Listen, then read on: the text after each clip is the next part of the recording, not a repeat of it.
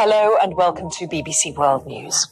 North Korea has accused the United States of being a warmonger on the eve of joint US-South Korean military exercises.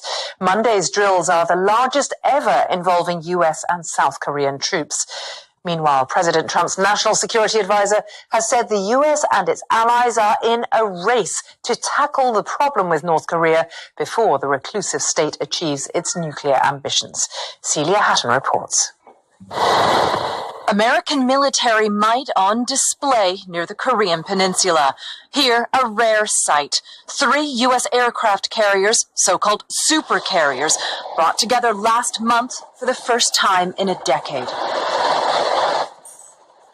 And now the U.S. decision to hold another round of air exercises has raised tensions again. On Monday, 5 days of air drills will begin, the largest ever joint drills with U.S. and South Korean forces. They'll simulate airstrikes on mock North Korean nuclear and missile targets. This comes as President Trump's national security advisor warns the possibility of war with Pyongyang is increasing by the day. The greatest immediate threat to the United States and to the world is the threat posed by the rogue regime in North Korea and his continued efforts to develop a long-range nuclear capability. There are ways to address this problem short of armed conflict, but it is a race because he's getting closer and closer, and there's not much time left. In North Korea, news of the military exercises drew dire warnings.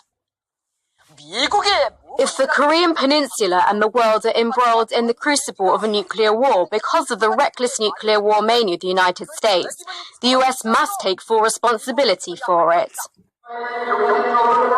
On Friday, North Korea held a mass event celebrating the success of recent weapons tests.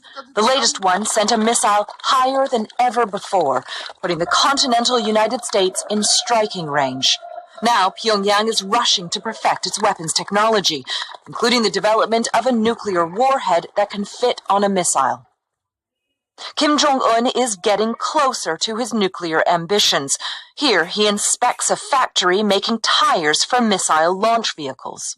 Some are quick to brush off the exchange of threats between Kim Jong-un and the Trump administration, dismissing them as bluster. But as the U.S. and North Korea ramp up their military capabilities, making no secret the other is the target, it raises the prospect that one misstep, one miscalculation, could ignite a sudden military confrontation, claiming hundreds of thousands, if not millions, of lives. Celia Hatton, BBC News. Has he...